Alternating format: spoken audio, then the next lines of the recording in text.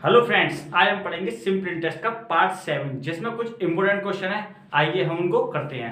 Question number 37 देखिए।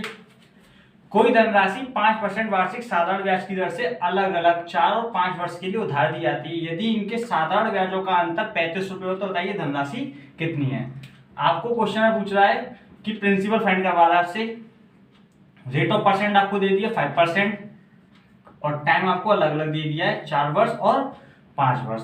देखिए आपको प्रिंसिपल फाइंड नहीं है, टाइम और रेट ऑफ परसेंट फाइंड है। तो आप प्रिंसिपल यहाँ पे मान लीजिए कि आपका 100 है। लेट आपने माना, प्रिंसिपल आपका 100 है।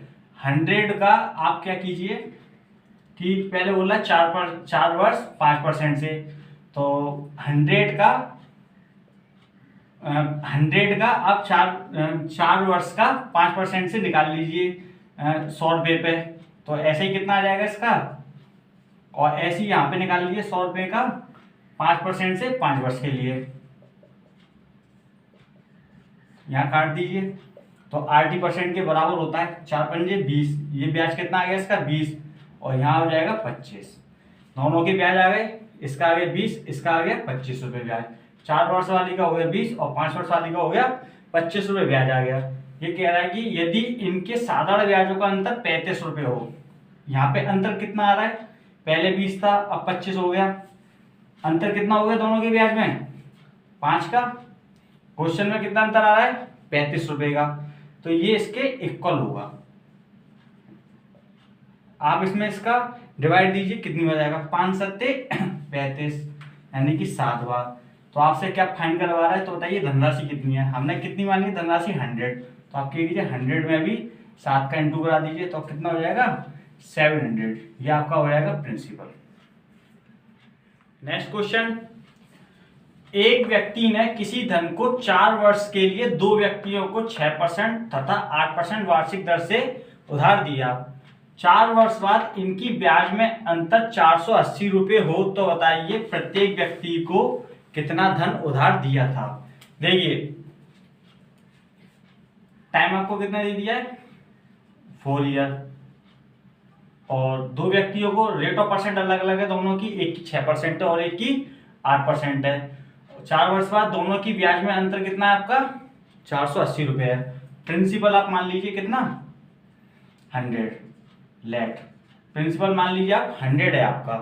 100 में मैंने बताया था आपको कि अगर आपका 100 रुपये ब्याज हो तो 80% के बराबर होता है, यानी कि रेट इंटू टाइम में इंटू कर दीजिए तो आपका प्रिंसिपल ब्याज निकल जाएगी, साधारण ब्याज निकल जाएगी। केवल अगर आपका प्रिंसिपल 100 दे रखा है तो 80% का इंटू कर दीजिए, यानी कि आर कितनी है आपकी, पहले आपकी है 6 और टाइम कितना है आपका 4 वर्ष। ऐसी यहाँ पे रेट कितनी है आपकी 8 और टाइम कितना है आपका 4। इस बार टाइम सेम है तो देखिए 6 चौक 24, 8 चौक 32।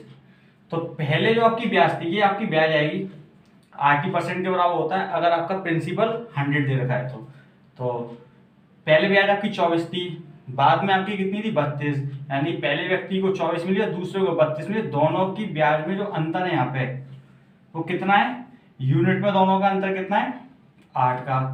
क्वेश्चन में अंतर दे रखा है आपको कितने का, कि इनकी ब्याज में अंतर 480 रुपये है। ये किसके इक्वल है, ये इसके इक्वल है जो आपका अंतर निकला है यूनिट में, कितना 480।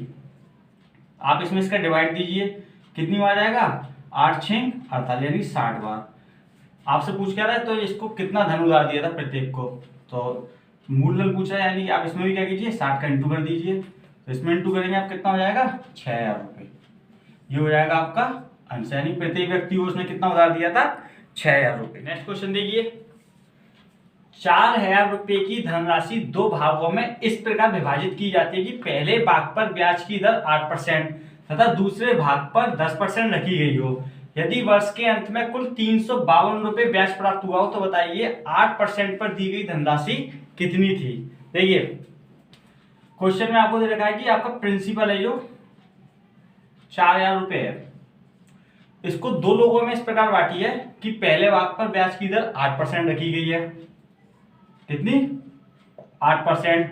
दूसरे भाग पर ब्याज की दर कितनी रखी गई है, ये फर्स्ट भाग है तो ये सेकंड है 10% रखी गई है। यदि वर्ष के अंत में को 352 रुपये ब्याज प्राप्त हुआ हो, ब्याज हमको यानी कि ऐसा ही हमको कितना प्राप्त हुआ है, ये कह रहा है कि 352 प्राप्त हो गया हो, तो बताइए 8% पे दी गई धनराशि कितनी थी। सबसे पहले देखिए कि ये 10% है, सॉरी 8% है, ये 10% है। तो 10% से अभी हम यहाँ से डायरेक्ट कैलकुलेशन नहीं कर सकते हैं, तो आप इसको क्या कीजिए 8 + 2 लिख लीजिए, ये दोनों इक्वल हो जाएंगी, 8% और 8%। ठीक है, 10% को आप 8% लिख लीजिए, क्योंकि हम 4,000 रुपये पे 8% पहले हम निकाल लेते हैं कि ब्याज की दर हमारी कितनी होनी चाहिए एक साल में। तो 4,000 रुपये पे यहाँ देख लीजिए साइड से, एक वर्ष के लिए हम ब्याज की दर निकाल लेते हैं 8% से, कितनी हो जाएगी 8 चौक 32, यानी कि 320 रुपये हमें प्राप्त होंगे। लेकिन क्वेश्चन में हमसे कह रहा है कि साधारण ब्याज आपको 352 रुपये मिली है, तो आप यहाँ पे देखिए 320 तो हमें प्राप्त हो रहे एक साल में, और यहाँ पे मिल कितनी है 352 रुपये, तो कितनी एक्स्ट्रा आई है 2 और 3, यानी कि 32 रुपये ये एक्स्ट्रा आई है। ये किसकी वजह से आ गई है, इस 2% की वजह से। 8% पे तो कितनी निकल रही है 320, और पहले को 8 दीजिए दूसरे को 10 दीजिए, यानी कि 2% एक्स्ट्रा दी है ना, तो 2% की वैल्यू किसके बराबर है, ये 32 के बराबर है। 2% की वैल्यू 32 के बराबर रखिए आप इसका इसमें एक कम कीजिए, एक 2% की वैल्यू 32 है, तो 1% की कितनी हो जाएगी 32/2। हमको चाहिए कितने की 100% की, क्योंकि मूलधन हमारा कितना होता है अपने आप में 100% होता है। तो आप इसमें 100 का इंटू कर दीजिए, भाग लाइए कितना है 16, कितना हो जाएगा 1600 रुपये। ये आपकी है ये 2% जो एक्स्ट्रा निकली है 2% की। तो ये आपसे पूछा ये 8% पे दी गई धनराशि कितनी थी, ये आपकी कितनी है, ये टोटल 4,000 रुपये मूलधन, और आपका 2% जो एक्स्ट्रा निकला वो कितना है 1600 रुपये, इसमें से माइनस कर दीजिए, तो कितना आ जाएगा आपका 2400 रुपये। तो ये 8% पे दी हुई धनराशि कितनी हो जाएगी आपकी 2400 रुपये, ये 8% पे हो जाएगी, क्योंकि 2% से एक्स्ट्रा निकली थी आपकी। नेक्स्ट क्वेश्चन देखिए, 45,000 रुपये की धनराशि दो भागों में इस प्रकार विभाजित की जाती है कि पहले भाग पर 8% तथा दूसरे भाग पर 12% रखी गई हो ब्याज की दर। यदि वर्ष के अंत में 4,440 रुपये ब्याज प्राप्त होता हो, तो बताइए 8% पे दी गई धनराशि कितनी थी। सेम क्वेश्चन है, प्रिंसिपल आपका कितना दे रखा है 45,000, ये फर्स्ट है सेकंड। ये कह रहा है कि पहले भाग पर ब्याज कितनी है 8%, दूसरे भाग पर कितनी है 12%, यानी कि पहले भाग पर जो आपकी ब्याज लग रही है वो कितनी लग रही है 8%, और दूसरे भाग पे 12%। ठीक है, तो मैंने आपको पहले बताया कि दोनों ब्याज इक्वल कर लीजिए आप, ये 8 है तो यहाँ भी 8 के हिसाब से पहले हम निकाल लेते हैं कि हमारी ब्याज लगनी कितनी चाहिए। तो इसको हम 12 को 8 + 4 लिख सकते हैं। ठीक है, 8 + 4 का मतलब 12 ही होता है। तो ये दोनों की जो 8% की ब्याज है पहले हम वो निकाल लेते हैं, दोनों की इक्वल करके कितनी निकल जाएगी। तो ब्याज बराबर क्या होता है मूलधन गुणा दर गुणा समय इंटू 100, यानी 45,000 रुपये पे आप निकाल लो एक वर्ष का ब्याज, सीधे सीधे निकाल दे रहा हूँ मैं 8% की, कितना आ जाएगा 8 पंजे 40, और 4 कह रही 8 चौक 32, 33 चौथे 35 36, यानी कि 3600 रुपये आपका ब्याज आ जाएगा। लेकिन क्वेश्चन में आपसे कह रहा है यदि वर्ष के अंत में 4,400 रुपये 4,440 रुपये ब्याज प्राप्त हुआ है, यानी कि ब्याज हमको कितना प्राप्त हुआ है वर्ष के अंत में 4,440 रुपये ब्याज प्राप्त हुआ है। 8% से हमने कितना निकाला है 3600 रुपये ब्याज, तो इसमें 3600 आप लेस कर दीजिए, कितना हो जाएगा 0 4 14 में चला गया 8 840 रुपये।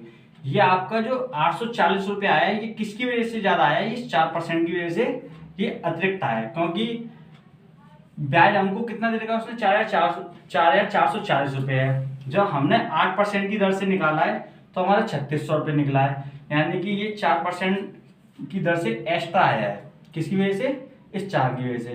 तो 4% की वैल्यू कितनी है 840, आप 1% की निकाल लीजिए 840/4, हमें मूलधन हमारा होता है प्रिंसिपल 100%, तो आप कीजिए 100 का इंटू कर लीजिए, इसमें डिवाइड लगा दीजिए, 4 दूनी 8 4 एकम 4, यानी कितना हो जाएगा जी आपका 21,000। ये आपका 4% की दर पे कितना आ गया 21,000, बल्कि हमको कितने पे चाहिए 8% पर दी गई धनराशि कितनी थी, ये तो 12% पे आ गया है। 8% पे कितनी हो जाएगी 45,000 में से आप 21,000 लेस कर दीजिए, कितना बचेगा 0 0 0 और 4 और 2 यानी कि 24,000 रुपये।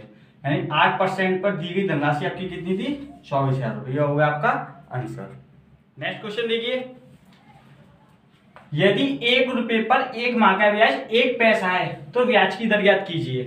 देखिए 1 रुपये पर 1 माह का, मैंने आपको बताया था कि वीडियो नंबर 1 में अपनी में कि ब्याज जो लगता है वो सालाना लगता है, यानी कि इस माह को हमको पहले सालाना में कन्वर्ट करना पड़ेगा, और ये पैसे में दे रखा है तो इसको भी हमको रुपए में कन्वर्ट करना पड़ेगा।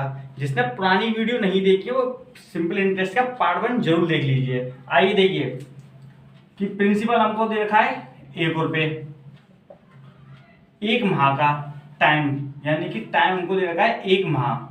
तो पहले तो मुझे ये साल में कन्वर्ट करना पड़ेगा। साल में कन्वर्ट करने के लिए मुझे क्या करना है, इसमें केवल 12 का इसमें डिवाइड दे दीजिए, तो ये क्या हो जाएगा, ये ईयर में कन्वर्ट हो गया।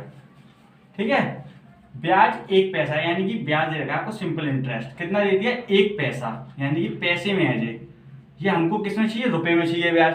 तो इसमें आप क्या कीजिए 100 का डिवाइड लगा दीजिए, तो ये आपका बन गया रुपया। तो आपका ये सवाल पूरा बन गया। कुछ नहीं करना आपको, रेट ऑफ परसेंट याद करनी है। तो रेट ऑफ परसेंट का फॉर्मूला होता है SI into 100 P into T. SI आपका कितना है 1/100, यानी कि 1/100 इंटू 100। प्रिंसिपल आपका कितना है 1, टाइम आपका कितना है 1/12। देखिए 100 से 100 काट दीजिए, ये 12 नीचे है, ये कहाँ आ जाएगा ऊपर आ जाएगा, तो आपका रेट ऑफ परसेंट कितना हो गया 12%। ये हो जाएगा आपका आंसर। नेक्स्ट क्वेश्चन देखिए, 1 रुपये का 60 वर्ष में सरल ब्याज 9 रुपये बन जाता है तो वार्षिक दर ज्ञात कीजिए। कॉमन क्वेश्चन है, छोटा सा है। देखिए प्रिंसिपल आपको कितना दे रखा है 1 रुपये, टाइम कितना दे रखा है आपको 60 ईयर्स, SI आपको कितना दे रखा है 9, यानी कि आपको फाइंड ऑलरेडी आपसे पूछ के आ रहा है रेट ऑफ परसेंट। तो रेट ऑफ परसेंट का आपने बताया था आपको formula SI into 100 P into T. SI कितना है आपका 9 इंटू 100, प्रिंसिपल आपका कितना 1 और टाइम आपका कितना रहेगा 60 ईयर्स। अब इनको काट लीजिए 0 से 0, 3 तिया 9, 3 दूनी 6, 2 पंजे 10, 5 तिया 15, यानी कि रेट ऑफ परसेंट आपकी कितनी आ जाएगी 15%। ये हो जाएगा आपका आंसर। दोस्तों अगर आपको हमारी वीडियो पसंद आई हो तो इसको लाइक कीजिए, शेयर कीजिए, सब्सक्राइब कीजिए और बेल आइकन पर क्लिक करना बिल्कुल ना भूलिए, ताकि आपको हमारी वीडियो की अपडेट समय से मिलती रहे। और जिस किसी ने अभी तक हमारे सिंपल इंटरेस्ट के पुराने पार्ट नहीं देखे हैं तो वह उनको जरूर देख लें, ताकि हम आपको बेटर अंडरस्टैंडिंग करा सकें।